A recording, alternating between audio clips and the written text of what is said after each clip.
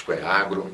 Estamos de volta com mais um episódio cheio de informações sobre a intersecção entre o mundo aquático, o uso sustentável dos recursos de água doce e o plástico agrícola.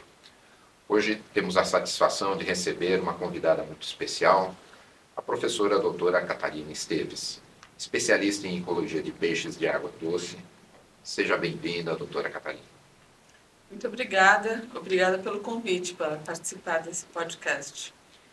Então, estamos aqui levando informações para a cadeia do plástico agrícola, né? E a aquicultura cada vez mais está na pauta aí como uma atividade que pode ser empreendida pelo pessoal do campo, né? Para começar, doutora Catarina, poderia nos falar sobre a importância da vida aquática?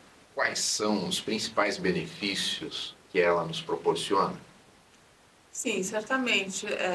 Pensando de modo geral, a gente tem que pensar na questão da segurança alimentar, que é um item muito importante, né, para que diferentes populações humanas possam sobreviver, justamente pela produção da proteína e também pela geração de renda para essas populações. Além disso, existem os benefícios que são dados pela biodiversidade, que não compreende somente os peixes, mas outros organismos aquáticos, que são muito importantes, então, para a manutenção desses recursos também, né, para a manutenção desses recursos pesqueiros. Ok, muito interessante. Então, a gente não está falando só de peixe, a gente está falando de um mundo que é um pouco maior, né? Exatamente. Abrange aí outras espécies. Bom, sabemos que a vida aquática enfrenta diversos desafios e ameaças. A senhora poderia nos falar um pouquinho sobre esses desafios? Certamente. Nossos ambientes aquáticos, no Brasil, ele é considerado um país que tem uma grande quantidade de água e uma alta biodiversidade, mas em diferentes regiões existem ameaças que são causadas por diferentes fatores, né? Então, um dos fatores importantes, como todo mundo deve saber, é a questão da poluição, né, que pode ser uma poluição pontual por fontes pontuais, como, por exemplo, o lançamento de efluentes de uma indústria, ou pode ser também uma poluição devido a fatores difusos, como, por exemplo, a agricultura, o uso do solo, residências urbanas, etc. Então, existem esses fatores ligados à poluição. Por outro lado, existem também fatores que estão sendo discutidos mais recentemente, por exemplo, ligados às mudanças climáticas, né? Então, a gente sabe que está havendo uma série de modificações da temperatura que acabam também influenciando os organismos aquáticos, como, por exemplo, o crescimento de algumas espécies de peixes, o deslocamento de algumas espécies para regiões mais frias que elas não ocupavam anteriormente. E, além disso, também uma das outras ameaças é a questão da invasão das espécies exóticas, né? Algumas espécies que não são originárias de uma determinada região acabam se estabelecendo e acabam causando um desequilíbrio nesse ecossistema. Então, isso pode causar uma série de alterações, que a gente chama de cadeia alimentar, né, acabando e causando, então, modificações no ambiente aquático. Então, isso só para citar alguns desses impactos, né? Então, estamos falando de sustentabilidade, né, da atividade. Então, esse uso sustentável dos recursos de água doce são fundamentais para enfrentar esses desafios. Como é que a gente consegue alcançar essa sustentabilidade? Então, acho que existem várias frentes aí que a gente tem que pensar, né, para ter uma utilização racional desses recursos. E pensando agora, por exemplo, na pesca extrativa, né, que é a retirada de peixes dos ambientes naturais, tem que haver um manejo, né, dessa pesca, então estabelecendo normas e regras de retirada dessas espécies. Já existe toda uma legislação para isso ser realizado, então, como, por exemplo, a implantação correta dos períodos de defeso, que é a época onde os peixes estão se reproduzindo, paralelamente também fazer um controle dos tamanhos que podem ser pescados. Então, tudo isso já é feito e tem que ser obedecido, então, pelas populações que retiram essas espécies de peixes dos ambientes aquáticos. Paralelamente, a gente tem também a atividade de aquicultura, que é uma atividade que vem crescendo no mundo e no Brasil nas últimas décadas, né? E que, então, por produzir proteína de forma artificial, vamos dizer assim, em ambientes artificiais, ela contribui também para diminuir a pressão sobre a retirada desses estoques pesqueiros. Então, a aquicultura é uma atividade muito importante e que, então, conjuntamente com a pesca extrativa, ela auxilia, então, no manejo sustentável dessas populações aquáticas. Então, acho que tem que haver uma integração paralelamente também, tem que haver uma abordagem de preservação dos ecossistemas aquáticos de uma forma integrada, né, considerando que o ecossistema aquático está dentro de um ecossistema terrestre, vamos dizer assim. Então, tem que haver uma abordagem, o que a gente chama de abordagem ecossistêmica, que então procura ver o que está acontecendo no entorno das bacias hidrográficas, se está havendo entrada de poluentes, se está havendo erosão, tudo isso para que os ambientes aquáticos se mantenham de uma forma saudável e possam continuar a oferecer esse serviço que a gente chama de serviço ecossistêmico, né? Então, quando a gente fala em aquicultura, nós estamos falando em produção comercial. Pensando na produção comercial, como é que o plástico se encaixa nessa atividade, como é que ele contribui, onde ele é benéfico, onde ele é desafiador? Como é que você enxerga essa atividade daqui para frente no Brasil? Então, eu acho que o plástico ele é utilizado em diversas atividades de aquicultura. A gente tem, por exemplo, a questão dos tanques escavados, né, onde são utilizadas essas geomembranas, né, que ocupam uma grande área aqui no Brasil, esses tanques escavados. Por outro lado, a gente tem uma outra atividade que também tem crescido ultimamente, que é a aquicultura em tanques-rede, também que são tanques que são implantados em reservatórios de água. Esses tanques utilizam também diversos materiais plásticos, como canos de PVC, etc.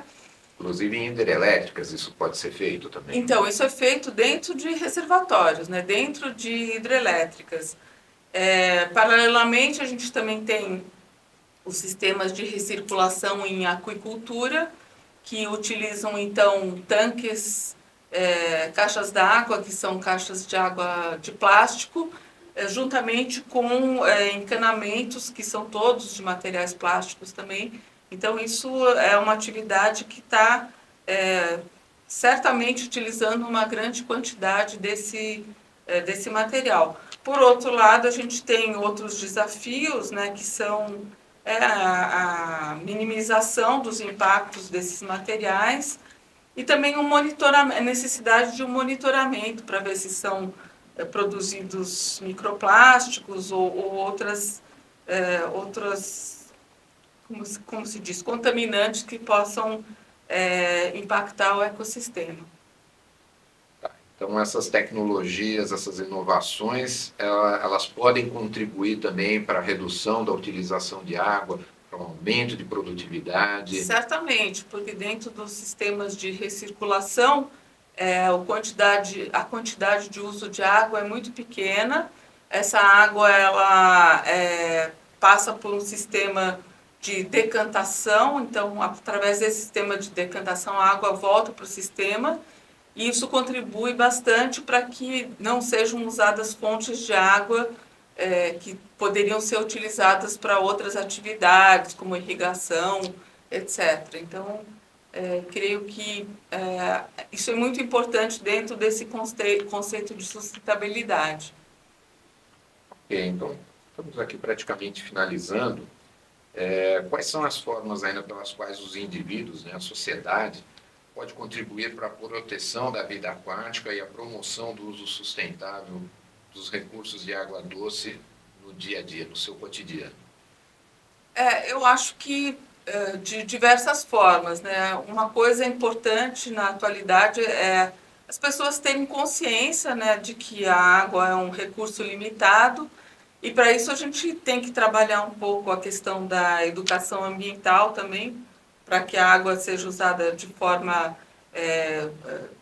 sustentável, controlada, né?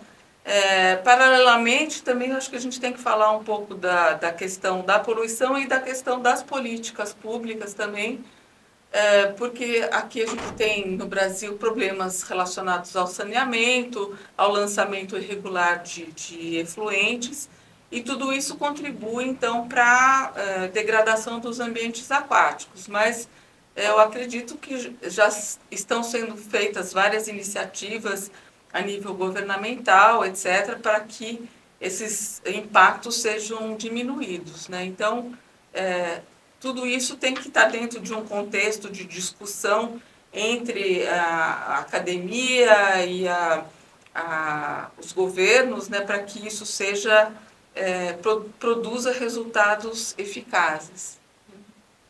Um pouquinho de perspectiva aí para o futuro e para a atividade. A aquicultura hoje ela pode, sem dúvida nenhuma, promover um aumento da produção. Qual que é a importância dessa proteína proveniente do peixe, né, da pesca ou de, enfim, outros produtos aquáticos para a alimentação da sociedade brasileira? Que existem números para isso? Nosso consumo é razoável, é baixo, é grande? Como é que está isso? Eu acho que a aquicultura é uma atividade que está crescendo bastante aqui no Brasil. A gente tem diversos organismos que estão sendo cultivados, né? Não só peixes, mas existem também camarão, ostra no ambiente marinho. No sul do Brasil, a gente tem um grande desenvolvimento da aquicultura. O Paraná é o estado que tem a maior produção atual de tilápia. E a gente está crescendo no mercado mundial também. Então, atualmente o Brasil é o quarto maior produtor, né? O primeiro maior produtor é a China. Então, acredito que economicamente é uma atividade muito importante que está crescendo. E a ideia é que cresça cada vez mais, né, de uma forma sustentável.